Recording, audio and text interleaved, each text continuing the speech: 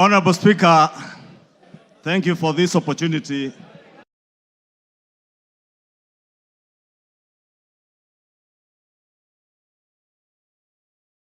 Honorable Ekomas Mutuse, the member for Kibwezi West, approached me with the impeachment motion.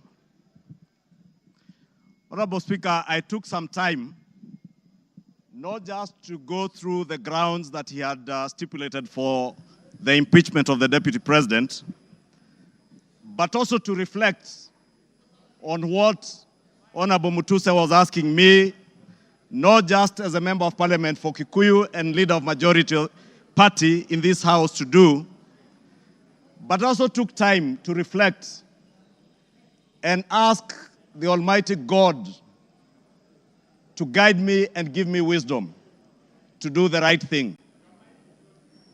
Honorable Speaker, I pray to God that the Almighty God may give me wisdom to do that which is right. And not just what is right, Honorable Speaker, but also what is just. Just to the outgoing Deputy President of the Republic of Kenya,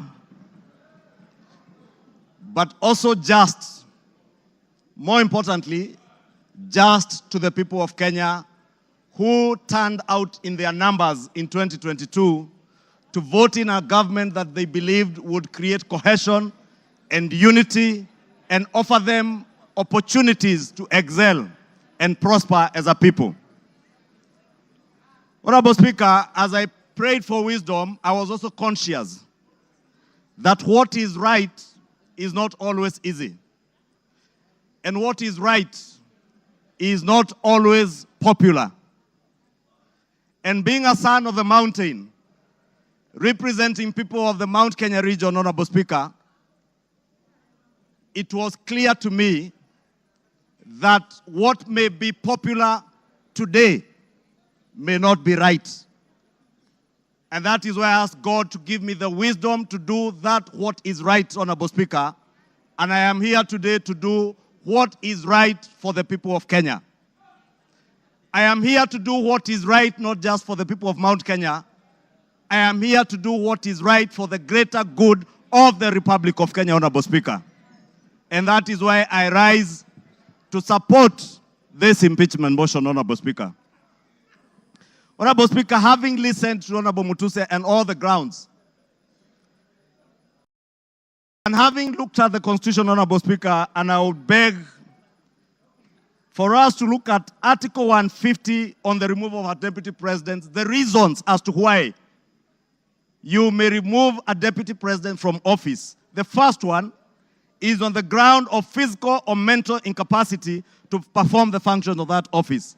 We have no capacity to determine the physical and mental capacity of the Deputy President, Rigathi Gachagua. But on impeachment as a second ground, the first ground is on the ground of a gross violation of a provision of this Constitution or any other law. The question that begs is whether one Rigathi Geoffrey Gachagua has contravened or has grossly violated one provision of our Constitution. And I think the Honorable Ekomas Mutuse was able to demonstrate this morning that Rigathi Gachagua has violated not one, but over 8 provisions of our Constitution, which I agree with the Honorable Mutuse. And for that reason, Rigathi Gachagua ought and must be impeached today. The second ground, Honorable Speaker, is where there are serious reasons. And Senior Counsel Otiende Amolo went to great length this morning to explain what serious, when you believe there are serious reasons that the Deputy President has committed a crime under national or international law. Honorable Speaker, behind the veneer of humility that you have seen here this evening, behind the veneer of humility that Kenyans saw on national TVs on Sunday, pretending to apologize, is a dark face of violence is a dark face, Honorable Speaker, that is a great danger to our nationhood, a great danger to the unity of our republic, Honorable Speaker, a danger to the cohesive existence of our nation as we see it today, Honorable Speaker. On the first ground, Honorable Speaker, on the remark of serikali ni kampuni, it pains me, Honorable Speaker, as I say, not just as leader of majority, but as a member of parliament of Kikuyu constituency, and also as a son of the mountain, where I come from. That, Honorable Speaker, today, the community I come from is being depicted as a community that is entitled and privileged. We are a community, Honorable Speaker, that has love for other Kenyans and other communities in our republic. We are a community that is known for our hard work and resilience, not for entitlement. We are a community that is peace-loving and that believes in the unity of one indivisible nation and Republic of Kenya. Rigathi Gachagua does not believe in an indivisible country. He believes in parochial, selfish, regional and sectarian interests. And for that reason, Honorable Speaker, we ought and we should impeach the Honorable Rigathi Gachagua. Honorable Speaker, we need to ask ourselves as Honorable Members of Parliament, who took an oath of office, Honorable Speaker, and we swore in the name of the Almighty God that we would obey, respect, uphold, protect, and defend this Constitution.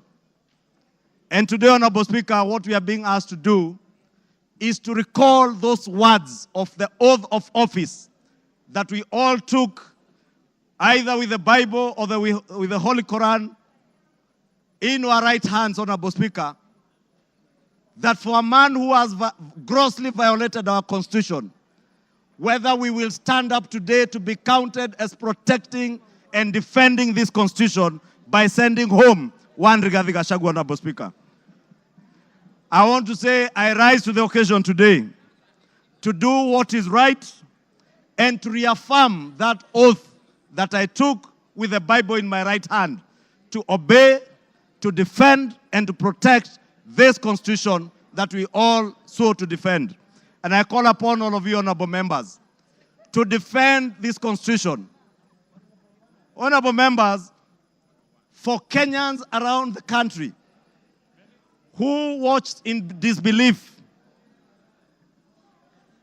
as the Honorable Rigathi Gachagua went to great length, and the Honorable Otiende Amolo told us this morning, if you have to spend 2 hours on national TV to defend corruption and tell the world how you are not corrupt, you are definitely corrupt. Honorable Speaker, the Deputy President with his legal team submitted their defense late at 4 p.m. this afternoon, imagining that we will not have the time to go through this voluminous document. If you go through what Rigathi Gachagua was telling you here, on Olive Garden Hotel, he claims that this hotel was sold by executors to a third party. Honorable Speaker, if you peruse through the documents, the third party that is said to have bought this hotel, Honorable Speaker, allow me, Honorable Speaker, first to tell you that the joint executors of the will of the late Governor Nderitu Gachagua were Rigathi Gachagua, Advocate Njoroge Regeru, and one Mr. Mwai, who was said to have been his great friend, Mwai Madhenge. And Honorable Speaker, if you read the report filed in court by the joint will executors, filed on the 27th of June this year, it says in the report that the joint will executors will make decisions independently of the beneficiaries and without influence from any beneficiary. except for one who is both a beneficiary and an executor. The joint will executors does not have the same attributes and mandates as for trustees, where beneficiaries would play a part assisting in decision making. What this is saying, Honorable Speaker, a document filed in court, is that Rigathi Gachagua, as a joint will executor, was also a beneficiary of the estate of his late brother.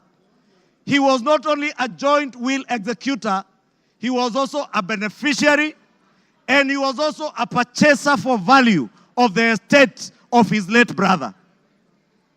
Olive Gardens is said to have been sold to one gentleman that many of us know, the Honorable Gishimu Githinji, the member for Gishugu, will tell you that the gentleman who is listed here as a purchaser for value for Olive Gardens, one Peterson Jomo Mushira, was a candidate in Gishugu constituency. He is a direct proxy of one Rigathi Geoffrey Gachagua. And Honorable Speaker, I must confess, and I am sorry to my friend Peterson because I know him. I just called him this afternoon when I saw this document. And I asked him whether TM Civil Engineering Limited is his company, and he confirmed to me it is indeed his company. I therefore want to tell you Olive Gardens was purchased through the proxy of Peterson Jomo Mushira with 0 shares and TM Civil Engineering Limited with 6,000 shares. Those who have visited the Annex House, the office of the Deputy President, know this Jomo is a permanent fixture in the office of the Deputy President, and therefore his direct proxy. Honorable Speaker, we are also told, Honorable Speaker, that these very hardworking young Kenyans, in the names of Keith Ikino Rigathi and Kevin Gachagua Rigathi, who are listed on the CR12 of the documents that were tabled this afternoon by Rigathi, are shareholders of Vipingo Beach Resort that owns the Vipingo property in Kilifi County, the one the Honorable Chonga was speaking about. Rigathi Gachagua told Kenyans on national TV that this property is still owned by the family and therefore is still part of the estate. Keith Ikino and Kevin Gachagua, his sons, were not joint will executors of the estate of Nderitu Gachagua. And the owners who are listed on this CR12 is Keith Ikino Rigathi, Kevin Gachagua Rigathi, and the estate of the deceased James Nderitu Gachagua. It is a rather ingenious way of trying to hide behind the estate of his late brother. And how shameful, Honorable Speaker, that the Deputy President of the Republic of Kenya would hide behind the veil of the estate of his late brother to disguise what is outright proceeds of crime, because he is a purchaser of this property, and that is why his 2 sons are listed as directors and shareholders of Vipingo Beach Resort. But he was on national TV telling Kenyans, this is a property that belongs to the family, and we have decided to keep it. This is a House of Records, Honorable Speaker, and it is good we gave the Honorable Rigathi Gachagua an opportunity to be heard so that we can expose his lies in broad daylight or this early in the evening. And I want to tell Kenyans and all of you members, save this country from this dark face, Honorable Speaker, honorable members. Save this country, Honorable Speaker. Honorable Speaker, because of time, I know there was alluding, Honorable Speaker, if you look at the time this company, Vipingo Beach Resort, was formed, it was founded on 5th August 2008. I would guess if Keith Gachagua is 31 years old today, At the time this company was registered, he was only 15 years old or 14 years old. He cannot have been listed as a director. His younger brother must have been 12 or 13. For heaven's sake, Deputy President, give some credit. Honorable Speaker, we also had the issue of shareholding, Honorable Speaker. And we were told that in our coalition agreement, Honorable Speaker, and you are then the leader of Ford Kenya, and you know you never subscribed to shareholding in our coalition agreements within Kenya Kwanza. Anybody who subscribed to the Kenya Kwanza coalition was subscribing not to shares, but to an ideology, a shared ideology, not shareholding, as Rigathi Gachagua wants Kenyans to believe. Honorable Speaker, let me finish by saying, Honorable Speaker, that the mountain is intact. The mountain is intact. The mountain is intact. The mountain is intact. The mountain is named after Kenya because it belongs to all the people of Kenya. We must end ethnic balkanization.